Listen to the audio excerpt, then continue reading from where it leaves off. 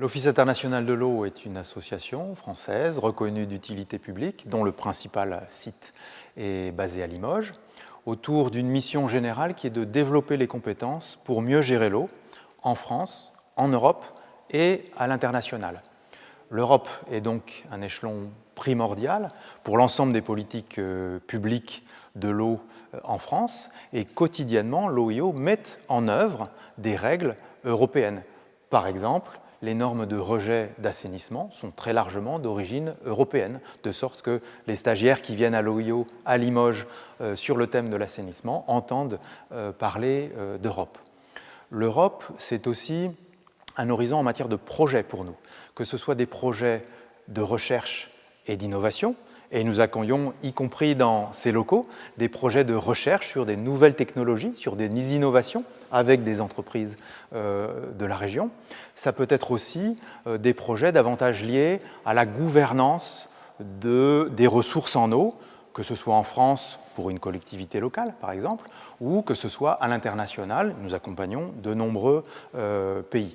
Et donc, sur l'ensemble des sujets du droit européen, les normes de rejet, l'organisation de la gestion des ressources en eau, l'innovation, le rapportage aussi. L'OIO est l'un des partenaires officiels de la Commission européenne pour le suivi et l'évaluation de la directive sur les eaux résiduaires urbaines. Et donc, nous traitons de sujets européens dans le quotidien de nos activités.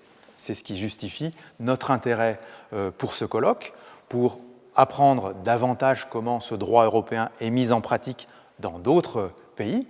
Nous avons cette habitude, cette culture de l'échange d'expériences avec nos voisins en France, mais aussi à travers le monde.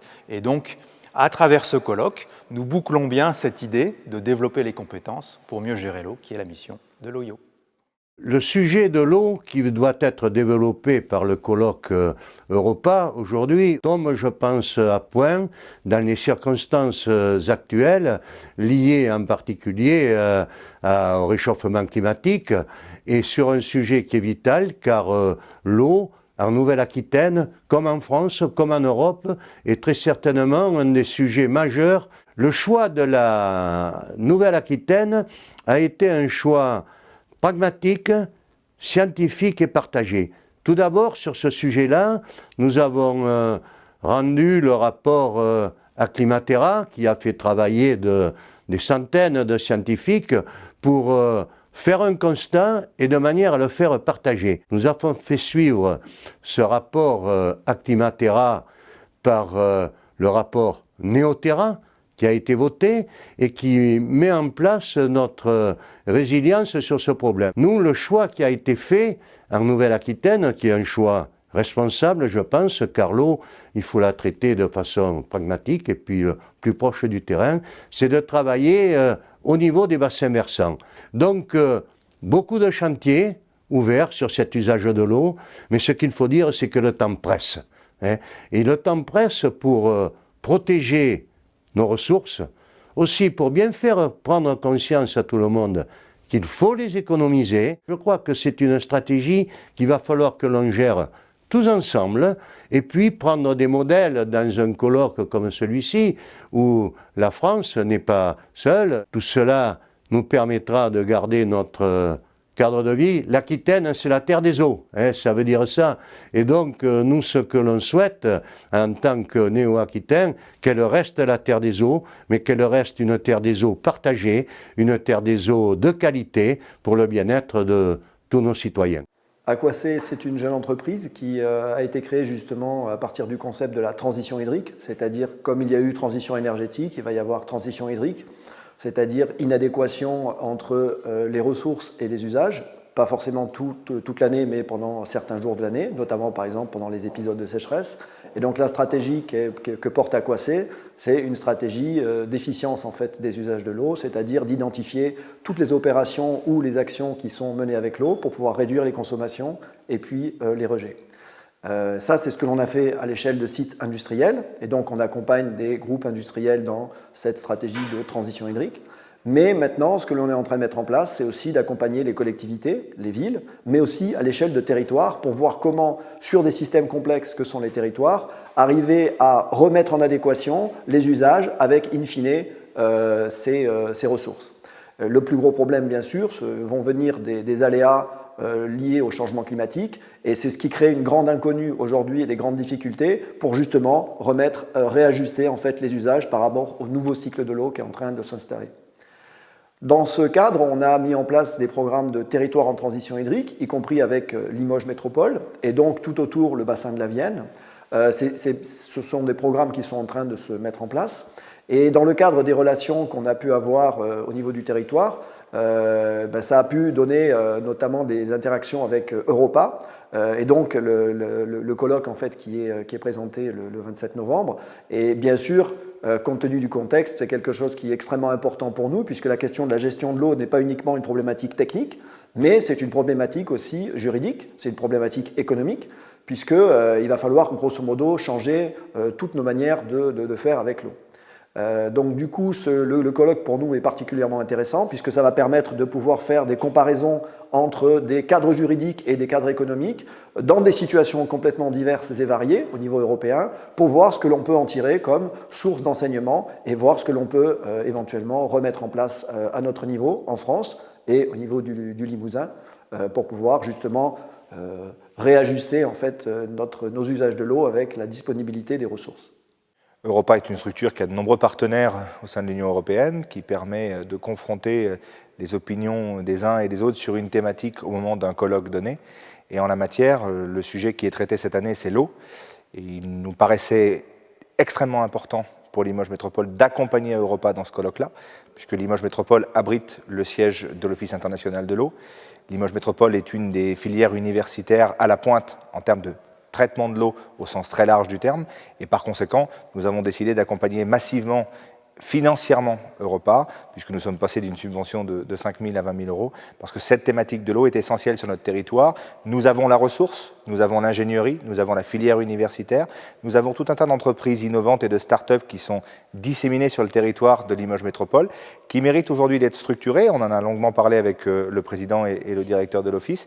Il faut aujourd'hui arriver à structurer cette filière et avoir aujourd'hui cette thématique au sein d'Europa sur l'eau, à Limoges, sur notre territoire, ça nous paraissait complètement évident de les accompagner pour faire en sorte de structurer à terme cette filière et de surtout s'enrichir de la vision que les autres peuvent avoir de ce qu'ils ont traité eux sur leur territoire en termes de gestion de l'eau. L'eau est une ressource qui devient rare, est une ressource qui aujourd'hui vise à se tendre en termes de ressources et de transmission, mais c'est aussi un sujet politique, un sujet économique, un sujet social. Et aujourd'hui, où trouver plus d'eau que dans notre territoire de Limoges Métropole et au sein du Limousin en général. Nous avons une des eaux les plus pures de France, une des eaux les moins chères de France. Nous avons, encore une fois, je vous le redis, la filière. Il faut structurer tout ça pour créer de la richesse, créer de l'emploi autour de cette thématique, un peu à l'image de ce qui s'est fait sur le pôle européen de la céramique, qui s'est structuré, qui a réussi à créer, grâce à l'université et grâce à de nombreux acteurs, ce système, cet écosystème favorable. Eh bien, il faut que nous soyons capables de faire exactement la même chose avec l'eau, parce que nous avons des acteurs qui ne demandent que ça, et modestement, les politiques, les collectivités locales doivent prendre leur rôle en la matière, et Limoges Métropole n'échappera pas à la règle, bien évidemment. EDF Hydro, c'est un leader de l'hydroélectricité en Europe. C'est 20 gigawatts de puissance installée, plus de 430 aménagements hydrauliques et 10% de la production d'EDF. La raison d'être d'EDF Hydro, c'est vraiment la lutte contre le réchauffement climatique. Alors pour cela, nous avons des compétences en matière d'exploitation, de maintenance, de construction, de conception d'ouvrages hydrauliques, et aussi des experts sur la gestion de l'eau et sur les conséquences du réchauffement climatique dans nos vallées. Nous avons l'avantage d'une production hydraulique finalement doublement renouvelable. Renouvelable parce qu'en tant que telle, c'est une production qui ne met pas de CO2. Et renouvelable parce que, par sa souplesse, sa capacité à démarrer et à s'arrêter à la demande, elle permet aussi d'intégrer des énergies qui, elles, sont intermittentes, comme le photovoltaïque ou l'éolien.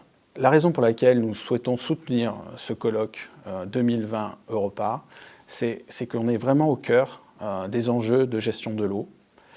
gestion de l'eau, puisque les réglementations, la loi aujourd'hui est exigeante, à juste titre, puisque ce changement climatique met au centre de nos métiers le partage des usages de l'eau.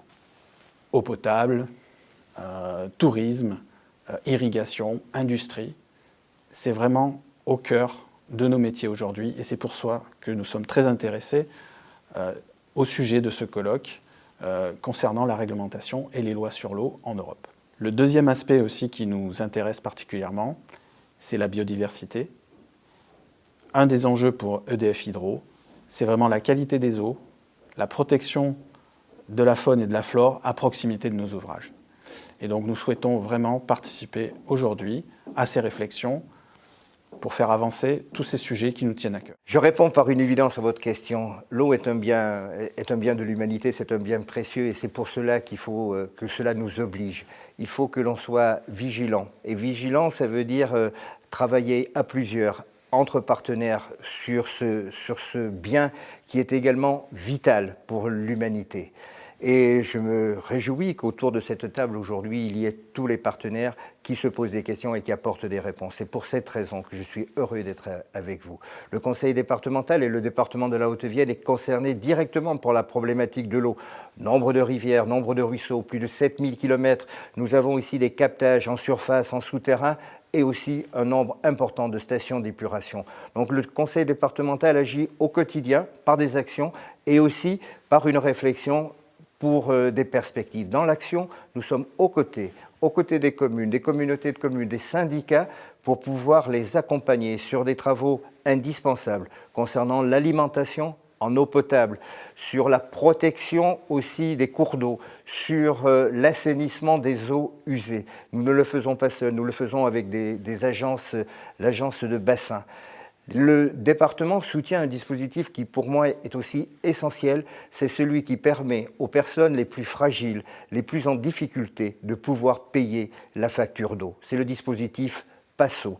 Donc c'est un dispositif important, puisque l'eau, on l'a dit, était un besoin, un bien précieux. Permettons à tous de l'utiliser. On est dans une perspective de réflexion, dans une perspective d'avenir. Nous travaillons avec l'agence de bassin sur un diagnostic de terrain pour connaître effectivement nos ressources en eau, la continuité écologique qui existe sur les terrains, sur notre terrain, sur le département de la Haute-Vienne, et aussi sur les usages de l'eau pour pouvoir les préserver. Préservons tous les usages de l'eau et analysons bien quels sont ces usages de l'eau de demain.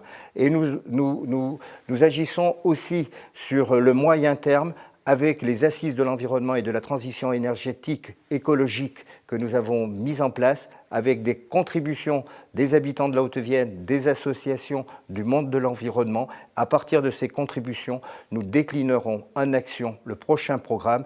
Oui, la préoccupation aujourd'hui, elle est bien autour de l'eau. Le département en fait un vecteur important de sa politique pour les années qui viennent. J'espère que cette préoccupation sera partagée par vous, bien entendu, mais également par tous les citoyens pour les générations qui viennent. Le rôle de l'université, c'est de travailler aussi sur les enjeux majeurs de la société d'aujourd'hui et de demain. Et il est clair que les problèmes de l'eau, ça fait partie de ces enjeux de société, sa gestion, sa répartition, la manière dont on va l'utiliser. Tout ça, ce sont des sujets sur lesquels il est important de travailler d'un point de vue de la recherche, mais aussi du point de vue de la formation. Et donc, quand on nous a proposé de cette thématique du colloque Europa sur ces questions de l'eau, évidemment, l'université s'est sentie complètement concernée. Je peux rappeler qu'on travaille dans ce domaine sur plusieurs niveaux. On a des laboratoires du domaine plutôt scientifique, sciences dures, qui effectivement travaillent sur la qualité de l'eau, sur la manière de la traiter, de la récupérer, etc., sur son cycle. Mais on a aussi en parallèle d'autres laboratoires plutôt du domaine des sciences humaines et sociales qui travaillent sur les questions du droit associées à l'eau, ou également des questions des bassins versants, de l'utilisation de cette ressource. Et ça fait maintenant plusieurs années qu'on a, à travers la Fondation partenariale, des chaires, deux chaires, l'une qui est plutôt sur les questions des grandes retenues qui est faite en partenariat avec EDF, et une autre chaire plutôt sur les bassins versants avec Engie, qui aussi travaille sur ces questions-là et en particulier sur les usages. Donc voilà, c'est un sujet qui nous concerne et sur lequel on est actif. On travaille depuis très longtemps avec l'Office international de l'eau, évidemment, qui est aussi un acteur majeur de ce territoire. Donc oui, effectivement, l'Université de Limoges est complètement intéressée par ce colloque et souhaite le soutenir autant que possible. Le colloque Europa est né à Limoges et nous le soutenons pleinement car nous sommes européens. En ce qui concerne la politique de l'eau, c'est extrêmement important. L'eau, c'est la vie et nous avons besoin de l'eau à la fois pour vivre nous-mêmes, de l'eau pour les habitants, mais en même temps pour tous les instants de la vie, que ce soit la vie animale ou la vie végétale. Donc il est extrêmement important de se préoccuper aujourd'hui avec la sécheresse et avec le changement climatique. Il est extrêmement important de s'occuper complètement du cycle de l'eau. Le Centre national de la fonction publique territoriale, CNFPT, c'est l'établissement public que le législateur a mandaté pour assurer la formation professionnelle de l'ensemble des agents des collectivités territoriales. À ce titre, il est naturel qu'il intervienne dans une journée comme celle-ci, qui est consacrée à la gestion des politiques de l'eau en Europe, sachant que bon nombre d'agents territoriaux travaillent dans ce secteur, qu'il s'agisse de la potabilisation, de l'assainissement, de la distribution de l'eau. Mais au-delà de cette première raison, il y a d'autres raisons qui conduisent le CNFPT à s'associer. D'abord, le souhait de soutenir, dans une délégation comme celle du Limousin, le souhait de soutenir une association comme Europa, qui est une pépite du Limousin, une association connue ici, mais peut-être insuffisamment connue à l'extérieur de nos frontières. Et puis aussi un engagement très fort en matière du développement durable. L'an dernier, nous avions organisé, par exemple, un colloque qui s'intitulait « Les territoires face aux défis climatiques ». Et bien finalement, sur le thème de l'eau, nous poursuivons cette année notre engagement dans ce domaine.